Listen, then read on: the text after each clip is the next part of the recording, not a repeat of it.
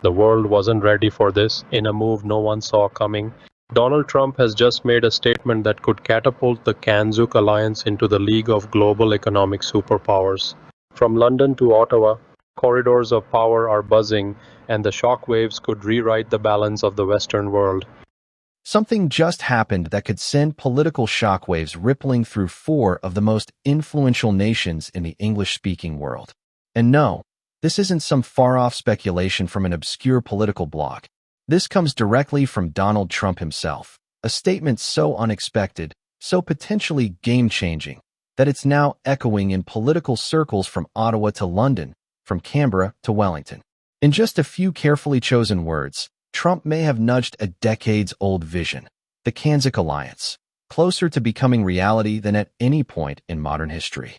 For those unfamiliar with the term, CANZUK is the proposed alliance between Canada, Australia, New Zealand, and the United Kingdom. The idea isn't new. It has been quietly circulating in political think tanks and diplomatic discussions for decades.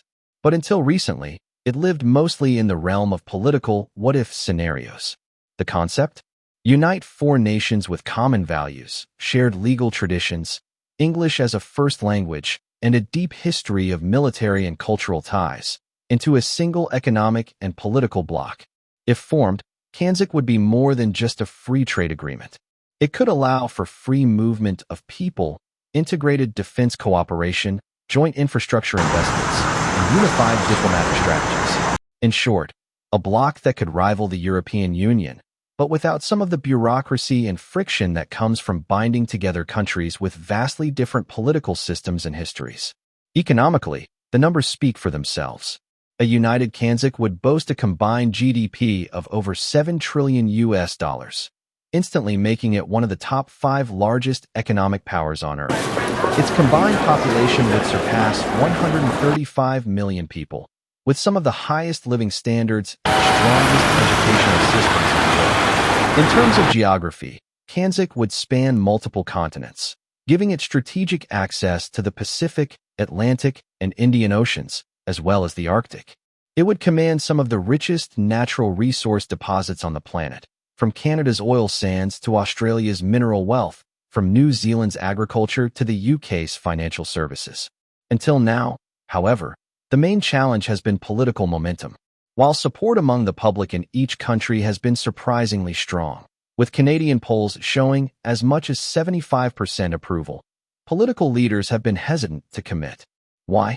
Because the creation of such a bloc would require complex negotiations on immigration rules, tax policies, military commitments, and how to balance economic benefits between vastly different economies. And crucially, there has always been one big question hanging over the proposal. Would the United States support it, or see it as a rival? That's why Trump's latest statement is making waves. During what was supposed to be a fairly standard discussion on trade policy, tariffs, and America's position in global markets, Trump took an unexpected turn. He began talking about trusted partners, countries that don't just share trade relationships, but history, culture, and language. And then he dropped the line that lit up political media feeds worldwide. If the UK, Canada, Australia, and New Zealand decided to link arms economically, it would be a smart move, a very smart move. The US could work with that. For supporters of CANZUK, this wasn't just a casual comment. It was a green light, or at least a signal that Washington might be open to cooperation rather than competition.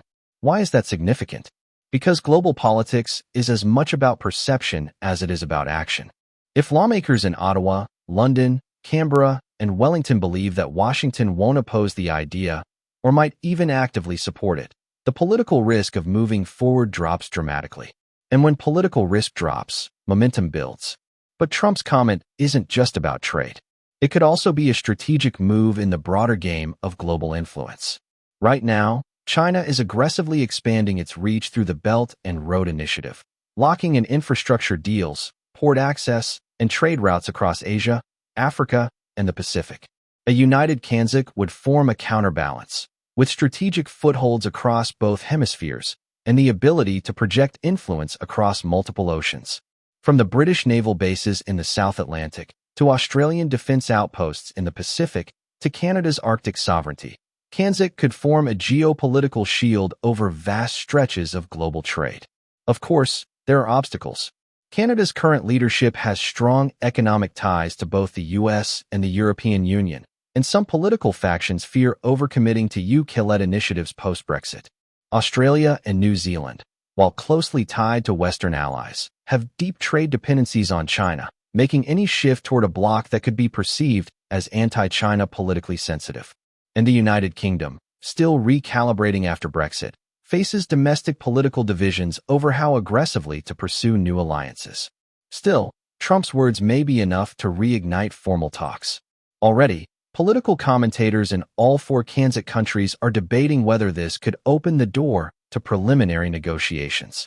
Some are even suggesting that leaders could use the upcoming series of international summits to quietly align on a roadmap, testing the waters before making any public commitments. History is also on CANZUK's side. These four nations have fought alongside each other in 2 world wars. They share intelligence through the Five Eyes Alliance, one of the most trusted security partnerships in the world. They have common legal systems rooted in British common law, similar parliamentary structures, and overlapping cultural identities that make integration far easier than between more disparate nations. If CANZUK did come together, its influence would be felt immediately. It could negotiate trade deals as a bloc, giving it more leverage in talks with the US, the EU, and China. It could pool defense spending, creating a combined military force with global reach.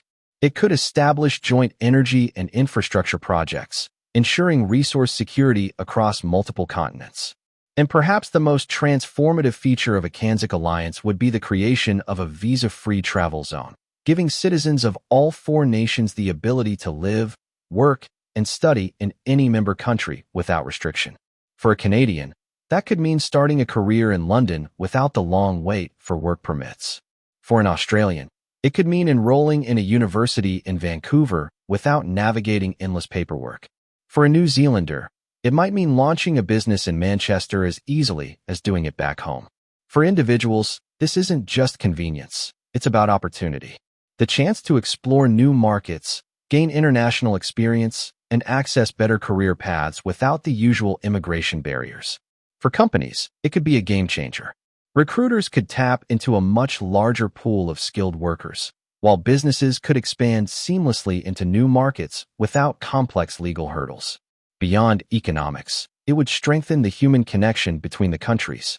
When citizens work, study, and build families across borders, political partnerships become personal, rooted in everyday life, not just government agreements. Right now, of course, it's just talk.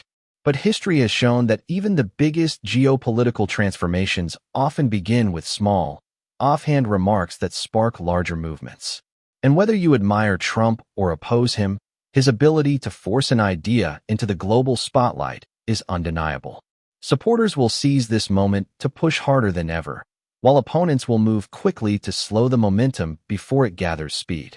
The question is, in a world where power is shifting rapidly and where economic alliances are becoming just as important as military ones, can these four nations seize the moment?